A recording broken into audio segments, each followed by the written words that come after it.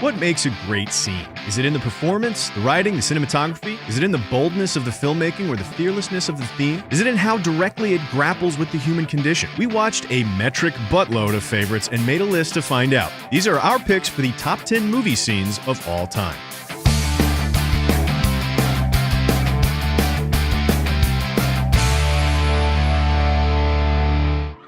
Kicking us off at number 10, let's look at some of the scenes showcasing the explosive talents of actors plumbing the very extremes of the human range of emotions. We're talking about scenes like Tom Cruise's final confrontation with his dying father in Magnolia, Al Pacino's violent outburst about his lost child in The Godfather 2, and his court scene from Sin of a Woman, the secret about the son from Who's Afraid of Virginia Woolf, the beating of Patsy from 12 Years a Slave, Kikuchio's discovery of dead samurai armor from Seven Samurai, and, of course, our number 10, the Russian roulette scene from Deer Hunter. Oh,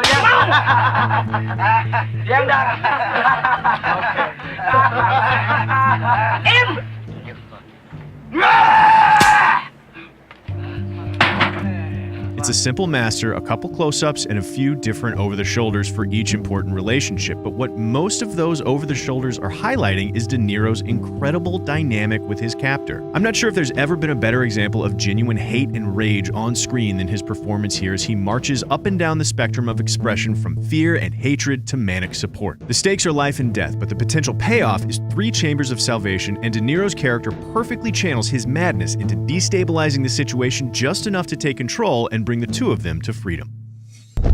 Next up, at number 9, we're thinking funny. But not just in terms of most laughs per minute, we're looking for some artistry, vision, and standout creativity with our humor. And that's probably something like All About Eve's party scene, Some Like It Hot's final boat getaway, When Harry Met Sally's diner scene, Dr. Strangelove's phone call with Dimitri, or Monty Python and the Holy Grail's Black Knight. But our favorite funny scene is actually Modern Times' automatic feeding machine.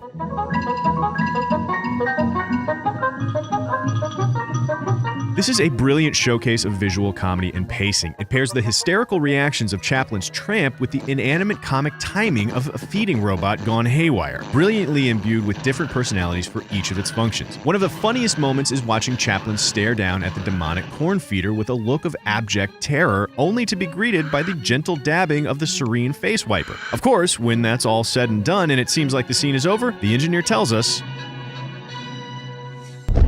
following up at number 8, we're going to spend some time marveling at some of the one-of-a-kind set pieces that deliver on the promise of their premise so specifically and with such immaculate marriage of craft and storytelling that you can't help but see the unique potential of cinema realized in a single scene. Children of Men's Car Ride Oneer combined fever-pitched tension with unparalleled choreography. 500 Days of Summer's reality versus expectations is one of the best examples of the power of juxtaposition ever shot. The Conversation's introduction builds a mysterious piecemeal narrative around sound and the lack thereof.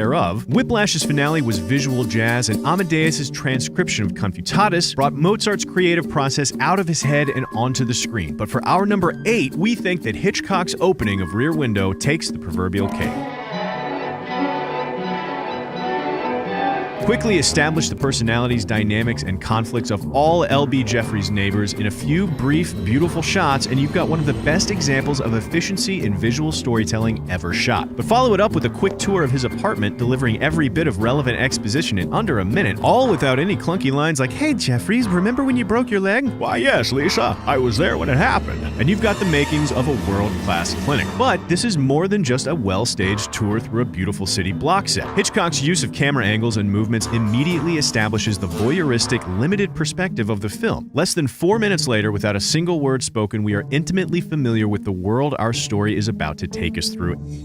At number 7, we've got some superlative scenes that aim to absolutely wrench your heart out. Scenes like The Bicycle Thief's final theft, The Passion of Joan of Arc's ending, Good Will Hunting's It's Not Your Fault, Royal Tenenbaum's Needle in the Hay, Short Term 12's Marcus Rap, and our pick for this slot, Persona's repeated scene. Vad är det där? Vad är det du gömmer under handen? Får jag se? Det är kortet på din lilla pojke. Det som du rev sönder. Watching Elisabeth listen to her nurse tell her the story of her failure with her son gradually dissolving closer and closer to Liv Ullmann's listening, and I mean really brutally listening, to a heartbreaking rendition of her own personal failings is immensely difficult. But just as soon as you think it's over, we jump back to the start and see the whole thing from an entirely different perspective, allowing us to see the two separate stories of each woman's personal journey, each one immensely rattling in its own beautiful right. And while this might be dull and repetitive in a lesser director's hands, it never feels like we're retreading the same ground. The monologue seems completely changed, which is why we love it. At number 6, this slot is all about tension, and the scenes we think did suspense most beautifully are those like Goodfellas' funny how, Heat's dinner parlay, and Rafifi's incredible silent heist. There's Clarice meeting Dr. Lecter in Silence of the Lambs, Dennis Hopper provoking Christopher Walken in True Romance, and both the farmhouse scene and the pub scene from Inglourious Basterds. Taken on their own, these scenes are enough to keep you anxious for days, but we think that No Country for Old Men's coin toss stands just a bit above them all. What's the most you ever lost on a coin toss? Sir? The most you ever lost on a coin toss? I don't know. I couldn't say. Call it. One thing we like about a really good scene is how sometimes they can almost stand alone. They're like a drama in and of themselves, and you can just feel the essence of the film oozing from every cut. And that's what's happening here, as Anton Chigurh and a gas station proprietor spar over a wager only one of them really understands. Look, I need to know what I stand to win. Everything. How's that? You stand to win everything. Call it. Again, the camera work is hardly flashy. You probably won't even notice the subtle push-in once Chigurh flips the coin. But that's because the cat-and-mouse conflict of their conversation is completely absorbing, with Bardem cutting off Gene Jones's escape attempts at every pass. There's probably no better example of how effective this scene is than the moment when Chigurh tosses his wrapper on the counter and we hang on it, staring, feeling threatened, like the clerk by a simple piece of trash. Of course, not all suspense needs to simmer like this one does. Sometimes scenes explode, and oh god, is it glorious. The best of the best build a cacophonous crescendo of deadly frenzy until, long after we think we can't take any more of it, they resolve in a moment of pure terror and exhilaration. These are scenes like Reservoir Dogs' ear scene, The Thing's blood test, Yojimbo's influential showdown, The Third Man's discovery of Harry Lime, and Lawrence of Arabia's shimmering introduction of Omar Sharif. We love the good, the bad, and the ugly Sad Hill Cemetery standoff, but if it's going to be Leone, and spoiler alert, it is, we think it's hard to beat our number 5, Once Upon a Time in the West's train station arrival.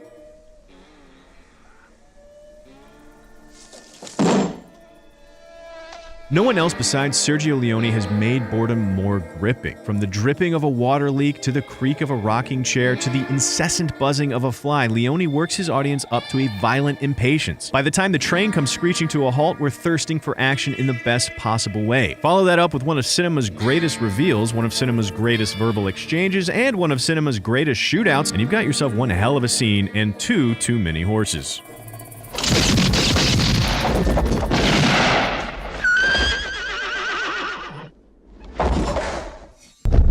At number 4, we've got a handful of hauntingly beautiful scenes that give us a serious case of frisson. Scenes like Schindler's List, Girl in the Red Coat, Eternal Sunshine of the Spotless Mind's crumbling beach house, The Truman Show's Final Bow, and quite a few Tarkovsky scenes like Andrei Rublev's installation of The Finished Bell, Nostalgia's Candle in an Empty Pool, and our pick for number 4, The Mirror's Burning House. Пожар, только не орите.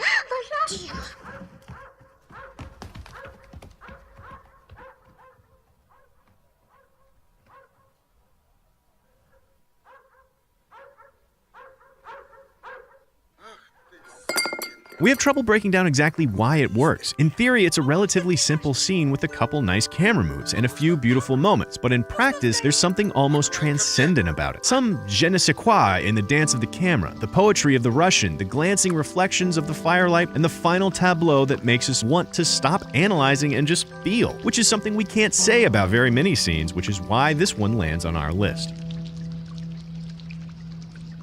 Of course, our scenes can't all be slow and emotional. There's no other artistic medium that does excitement and adrenaline like film. Back in the day, Battleship Potemkin's Odessa steps changed the world, and most recently, Sicario's bridge sequence blew our minds, while scenes like Heat's bank heist, Apocalypse Now's Ride of the Valkyries, and Psycho's shower murder have filled in the space between. But it comes as no surprise that there's still nothing better action-wise than our number 3, Saving Private Ryan's landing on Omaha Beach.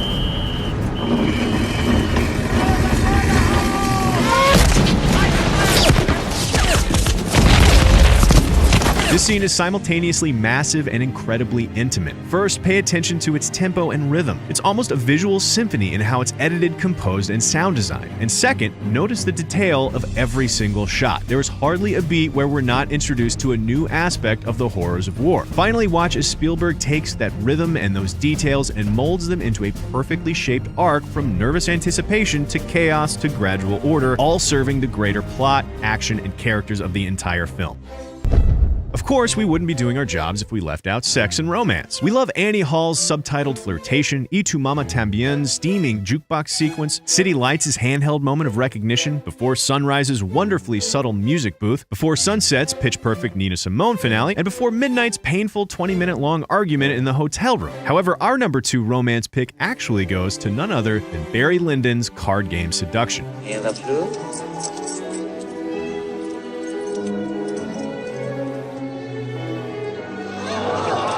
This scene is so intimate it's hard to even breathe. Beautiful costuming, a master shot straight out of a painting, and lit by actual candlelight on repurposed spaceship lenses. Kubrick does so much with just a look, it's extraordinary. Notice how brilliantly the eyes are choreographed. When Kubrick wants you to pay attention to a character, he lets you see the whites of their eyes. When he wants you to switch, they look down or away, and then the other character looks up. It's a two-shot with all the focus of a close-up. Every single movement of these three actors tells its part of the story perfectly, all without damaging the naturalism of the story, and what a story it is. Desire, boldness, flirtation, suspicion, and betrayal, all without a word. What a masterwork.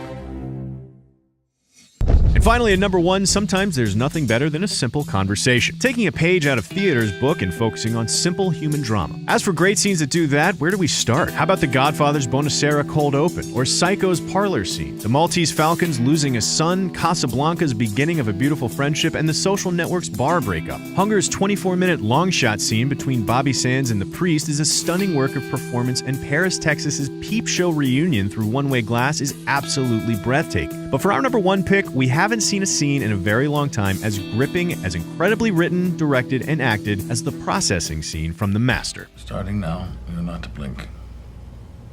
If you blink, we go back to the start. Infringement. You blinked. Starting now, you are not to blink. If you blink, we go back to the start. The dialogue is so astonishingly complex, with each thread of questioning weaving in and out, sometimes breaking Freddy further down for the next one, sometimes providing the Master more ammo with which to pry, sometimes lightening the tone when things get too serious, sometimes trapping Freddy with his own gradual honesty. And PTA doesn't chop it up needlessly either, holding on each shot for exactly the right amount of time, neither overcovering nor losing pace. But of course, the real treat here is the acting. Philip Seymour Hoffman comes in under in a way that only he ever could, commanding a scene with the utmost subtlety and just well enough hidden insecurity, while Joaquin Phoenix excises some real demons. These revelations seem to truly challenge him, hurt him, shock him, and enrage him. It's an absolute masterpiece, which is why it's our pick for the best movie scene of all time. So, what do you think? We watched hundreds of scenes preparing for this list, but we know you're excited to tell us which ones we forgot and got wrong. So, have at it. And don't forget to like and subscribe for more Cinefix movie lists.